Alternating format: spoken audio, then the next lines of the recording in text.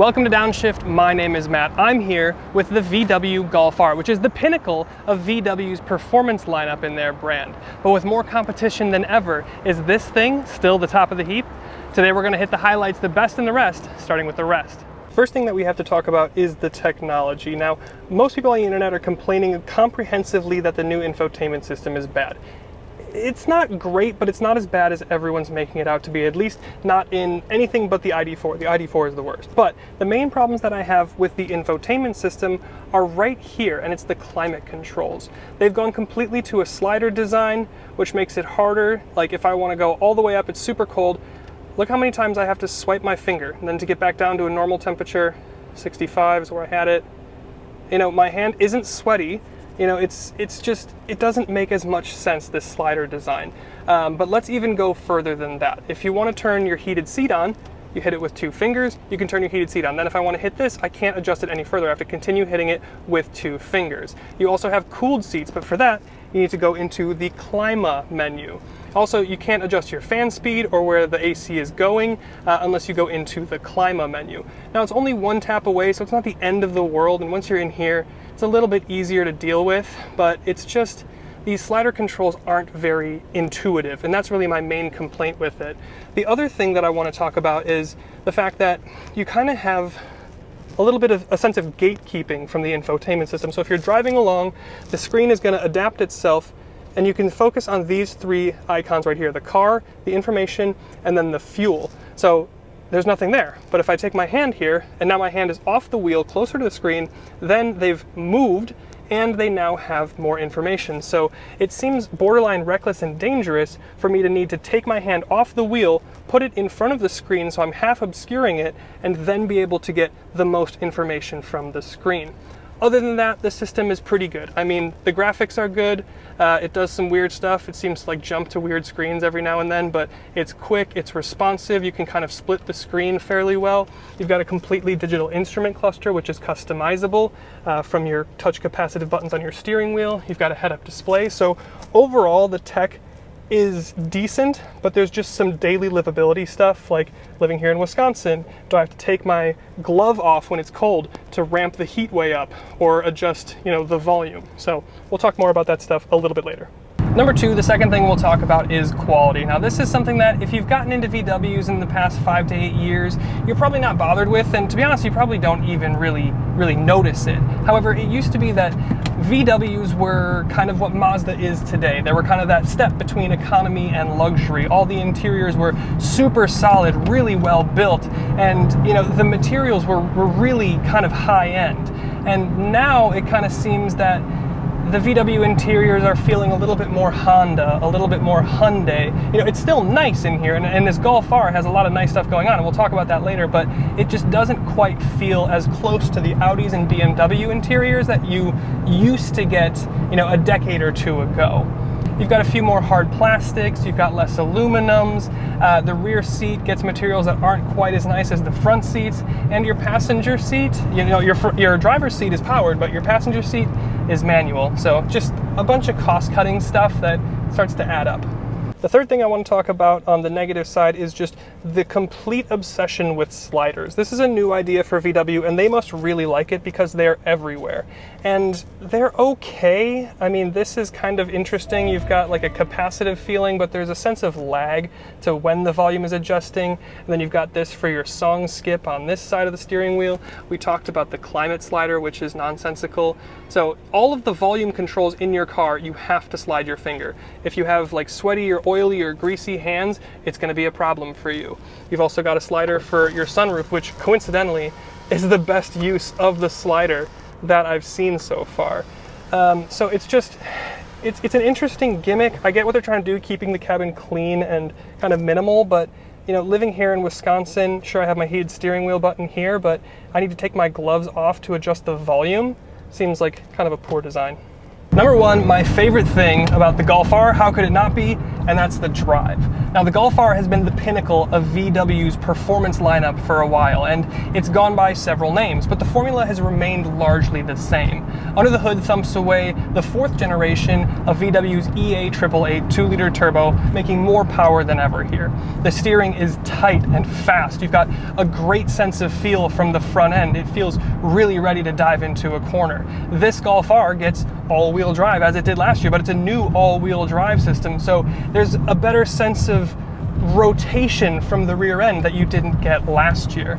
These Golf Rs, even for 22 and 23, come with a drift mode. They also come with an R button on your steering wheel and a Nürburgring mode, because why wouldn't they? You've got LSDs on the front and the rear, and you've got torque vectoring, so this thing really will rotate really aggressively, and it's really rewarding and fun to drive. You've got great adaptive damping that firms up when you want to push it and softens back when you want to just cruise. The clutch is great. I've got the manual equipped car here. You know, it's the same thing in the GTI that we talked about. The throws are great. The clutch engagement is fantastic. The pedal box is pretty well spaced for heel and toe. And it's just, I don't know how else to say it. It's a really fun car to drive.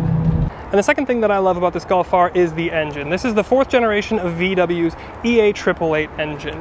It's a 2-liter turbocharged 4-cylinder, and in this application it's boosted all the way up to 315 horsepower and 310 pound-feet of torque.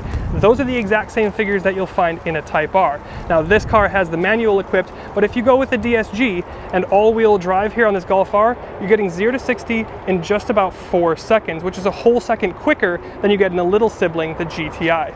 That's pretty impressive. What's less impressive is this prop rod that you get for the hood on a car that I believe is optioned to $50,000 or more. And that's a great segue for point number 3, and that's transmissions. You've got a choice of 2 very good transmissions here. The one that we have here is the 6-speed, the 3-pedal, the manual transmission, and simply put, it's very, very good. We talked about it a little bit earlier, but the clutch engagement is really great. It's kind of got that thing to protect itself, so if you're just learning to drive stick, you're not going to stall the car if you let the clutch out slow enough. But the clutch has a nice defined bite point. The pedal box is well spaced to heel and toe and work on your aggressive, you know, at-limit downshifting. Your throw for your shifter here has a nice direction, and it's got a nice engagement. It's not quite as nice as a Civic Type R, and you do lose the dimples that you got on the shifter for the GTI, but it's still a nice shifter overall. And then the other transmission that you can get is the DSG, which is a really quick, snappy transmission. It's not quite as dramatic as something like the Hyundai N-Car's DCT, but it's still really good. The problem with the DSG in this Golf R is it looks like it's been a branding collaboration exercise between Volkswagen and Gillette. So it looks a little funny, but the gearbox itself is really good. The cool thing though is that for 2023, the only place in the world that you can get a stick shift Golf R, right here in the US of A. Can't get it anywhere. Can't even get it in the homeland in Germany. Pretty cool. The next thing I love is the look. I think the styling on this is really cool. It's really aggressive. It's a nice and natural progression for the Golf R GTI lineup, and it looks good here. The one thing that I will ding it on is you can only get this car in 3 colors. Even for the special anniversary edition, you can get it in white, you can get it in black, or you can get it in blue. It used to be that you could get it in like champagne, so there's a little bit less colors, and we talked about that on the GTI video, but let's talk about what's going on the front here. Now, in very typical VW Golf R fashion, we have our blue line rimming the top of the grille and into and around the headlight casing. We then have our R badge here as well, and we've got some pretty cool running lights, just like we did in the GTI. One thing that we don't have that we did in the GTI is the lower fascia grille integrated running lights, or fog lights I should say. This has a more conventional open radiator to cool the engine. Again, this is boosted up, it's making more power, so it needs to cool better and more effectively, so it needs a little bit more room to cool, which is why you don't get those grille lights integrated there. But we've got a nice sharp crease on the hood, and then a smaller one inboard from that. And then around to the side here, again, this is where we had a GTI badge. We've got a Golf R badge here now. We've got Golf R specific wheels with blue brake calipers rather than the red we got on the GTI. And then look at the headlight. We still have that blue coming around the side. And then every Golf R is going to get these satin finished silver wing mirrors. I think they look awesome. But from the side, this is one of the things that I like about the Golf, the GTI, and the Golf R is it's just a hatch. You know, it's kind of subtle. It's got some nice styling and proportions to it, but it's not totally rah-rah in your face. Come around to the rear 3/4, and again, it's kind of the same thing. Now, one of the things that I will point out is you can see up here, you have a more exaggerated rear wing than you did on your GTI. You've also got a black painted shark fin, and then you've got a rear window spoiler, or excuse me, windshield wiper. You've got the same kind of tail lights that you would get in the GTI, but you do have quad exhaust and a more aggressive diffuser out back. And then again, you've got an R logo for your center, and then you've got your VW trunk release, which is again one of my favorite things. Put your finger in there, open it on up, and then you've got your trunk. And again, just like in the GTI, this is where the reverse camera is hidden. So it's clear from all of the dirt, the dust, the salt from the winter. So it's always clean when you go to reverse. It just pops out the bottom here and then you're good to go. Super nice to have, especially in Wisconsin. Number 5, I want to talk about some of the interior accents. Now I know we talked a little bit about the general interior quality not being quite as up to par as it may have been a decade or two ago, but it's still pretty nice. And the thing that I'm talking about here are some of the more special details that you get to make the car feel more unique or special. Whereas here you get this nice kind of, it's not really carbon fiber, it is plastic, but it's got this nice pattern to it and weave. Again, you've got that touch pad over here to control your lights, which makes me feel weirdly like Tony Stark. You've got an R logo here on your steering wheel that'll take you into race mode. You also have a Nürburgring mode in here. But your steering wheel itself, I think, is really cool.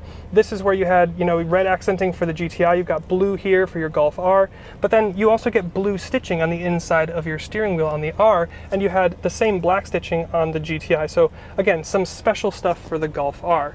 And then over here on your center infotainment system, you've got things like ambient light with different moods and custom colors and all that sort of stuff, which is really, really nice. It goes all the way across here. Again, that kind of texture and pattern continues across the dash here.